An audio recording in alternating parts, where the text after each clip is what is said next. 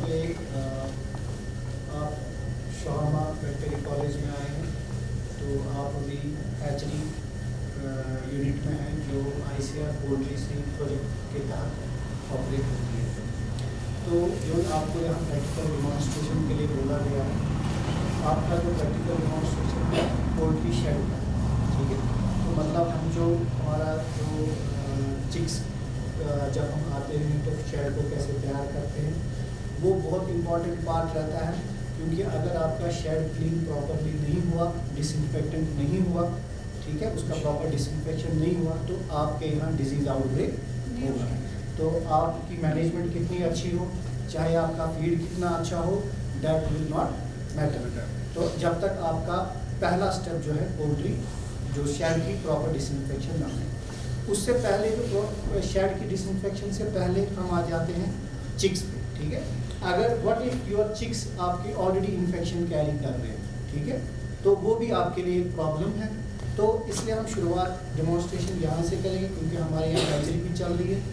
तो इसमें हम आपको दिखाएंगे कि पहले जो अंडे और जो हमारा एग्स हैं, एज वेल एज जो हमारी मशीन है जिसमें ये हैच होते हैं, तो उसकी कैसे फ्यूमिगेशन की जाती है। फ्यूमिगेशन से हम इसके डिसइंफेक्शन कैसे करते हैं, ताकि ये जो अंडे हमें डेमोन्स्ट्रेशन के लिए मैं आपको दिखा रहा हूँ, हमने ये क्योंकि हमारी एज ऑन डेट हैचरी अभी क्लोज है, अदरवाइज ये सारी मशीन जो होती है, जो सारी इसको हम सेटर कहते हैं, ये पूरा सेटर एग से भरा होता है। 5,000 to 8,000 एग्स इसमें एट ए टाइम आते हैं, 5,500 इसकी कैपेसिटी। तो इसमें अभी जैसे हमने एग्स 1 वीक के कलेक्ट किए होंगे, जब हमारी हैचरी ऑपरेशनल होती है, तो उसके बाद हम आफ्टर 1 वीक जब एग्स हमने कलेक्ट किए, हमने इनको हम इसको सॉर्टिंग भी करते हैं। जो ज़्यादा सॉइल्ड एग्स होते हैं, जिन पर कुछ ऊपर लगा रहेगा या ज़्यादा गंदे रहेंगे, वो हम पहले ही बाहर निकाल देते हैं, उनको हम सेटर में नहीं लाते। We try to bring clean eggs, ठीक है। उसके बाद हम इसको फॉर्मलिन, हमारे पास जो डिसइंफेक्शन हम करते हैं एक फॉर्मल्डिहाइड से, ठीक है। ये सबसे अच्छा और प्रोन और सबसे चीप सॉल्यूशन है हैचरी के लिए। इसमें हम पोटेशियम परमैंगनेट यूज़ करते हैं, ठीक है। इसको हम ये करीब आपको मैं बता रहा हूँ 100 क्यूबिक फीट के लिए, 100 क्यूबिक फीट के लिए हमको ये 120 ml लगता है फॉर्मलिन, और PP उसका half, that is 60 gram potassium permanganate and 120 ml formalin. तो ये करीब हमारा ये 100 क्यूबिक फीट के लिए, तो हमारा ये करीब 100 क्यूबिक फीट है। तो इसके लिए हम सीधा जाएंगे, हम 120 ml फॉर्मलिन लेंगे। ऑलवेज हम क्या करते हैं, एक चीज़ इसमें याद रखना है, ये PP हमने जैसे मैंने कहा कि 60 ग्राम, तो ये हमने 60 ग्राम हमारे पास ये इसका ये मेजरमेंट है। दिस इज पोटेशियम परमैंगनेट, ठीक है, ये आपका पोटेशियम परमैंगनेट हो गया। तो ये हमने 60 ग्राम ऑलरेडी हमारे का इसका मार्क है, तो हम इसको पहले पोटेशियम परमैंगनेट में डालेंगे। और इसमें एक चीज़ जो अक्सर बाहर है हमको गलती होती है कि ये जो टेम्परेचर है that should be 80 degree Fahrenheit, we have to preheat this, ठीक है। बिकॉज जो फॉर्मल्डिहाइड गैस है और जो फॉर्मलिन का एक्शन है, ये at least 20 to 25 degree Celsius temperature होना चाहिए for it is optimum action, ठीक है। अगर उससे कम टेम्परेचर हुआ तब भी आपका डिसइंफेक्शन प्रॉपर नहीं होगा। तो इसीलिए अभी जब आप आए थे, मैंने काफ़ी टाइम तक इसका दरवाज़ा खुला रखा था ताकि इसका टेम्परेचर डाउन हो। अब मैं 120 ml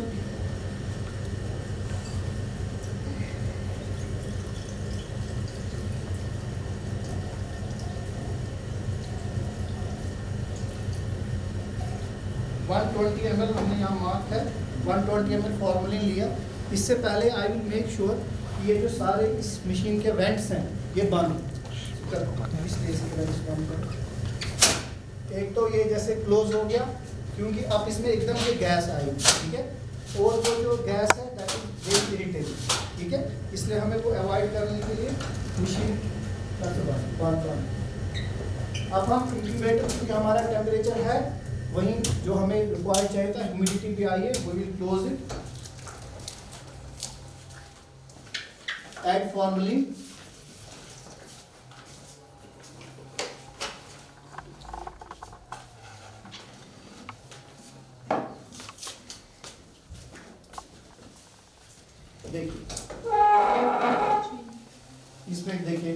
आने लगे।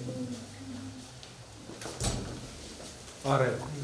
ये फ्यूम्स आ रहे हैं, ये पूरे इसमें खुद ही आप इसका हम इसको बंद करेंगे। ये देखिए फ्यूम्स आ रहे हैं ना। We have closed this and this will be as it is for 20 minutes। ठीक है, 20 मिनट तक हमें इसको ऐसे रखना है। इसमें जो सारे एग्स है इनका डिसइंफेक्शन हो जाएगा, इंक्लूडिंग दिस मशीन। ठीक है, इस मशीन का भी डिसइंफेक्शन हो जाएगा। तो उसके बाद हम इसको 20 मिनट के बाद हम इसको खोलेंगे। तो उसके बाद हम जो अपनी विंडोज हैं वो सारी खोलेंगे, तो ताकि ये जो फॉर्मल्डिहाइड गैस है ये बाहर जाए।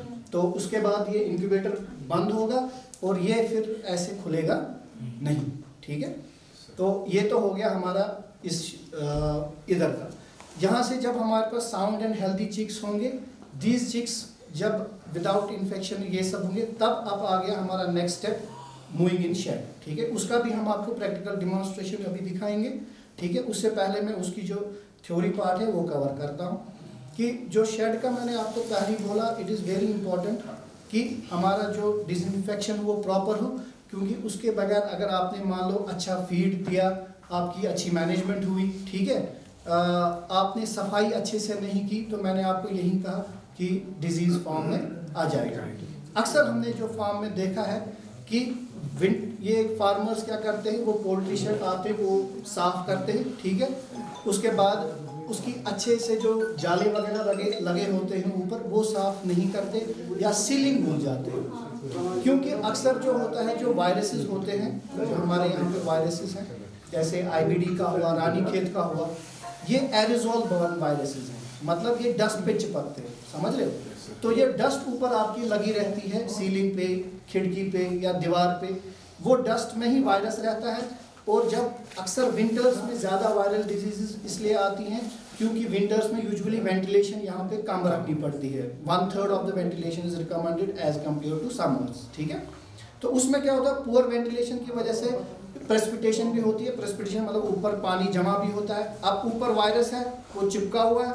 ठीक है, आपने पूरा शेड साफ किया, सब कुछ किया, पर आप सीलिंग भूल गए, ये मतलब वहाँ पे जो डस्ट वगैरह वेब वो जाले वगैरह थे वो आपने अच्छे से साफ नहीं किए, तो वायरस फिर से कहाँ आ जाएगा, आपके नए लीटर में, और आपके यहाँ डिजीज़ आउटब्रेक होगा। आप बोलोगे मैंने तो साफ भी किया, सब कुछ किया, फिर भी मेरे यहाँ डिजीज़ आ गई। ठीक है, इसीलिए जो डिसइंफेक्शन वाला पार्ट है, this is very critical. You have to be very cautious, because अगर आपका मतलब लैक्यूना रहा, if you do not do it properly, तो हमको फिर से डिजीज़ इनकर हो जाएगी। ठीक है, अब जो उसके लिए अब मैं बता रहा हूँ, अब हम डिसइंफेक्ट वहाँ पे हम प्रैक्टिकल डिमॉन्स्ट्रेशन बता रहे हैं आपको। उसके 2-3, या तो हम यही फॉर्मल्डिहाइड से हम कर सकते हैं। ठीक है, आप सीधा फॉर्मल्डिहाइड या तो 5% सीधा ले सकते हैं सोल्यूशन बना के मशीन में। ठीक है, उसको स्प्रे करें, या तो हम एक और काम कर सकते हैं कि 5% के बाद 1 मिनट हम बाहर ही चल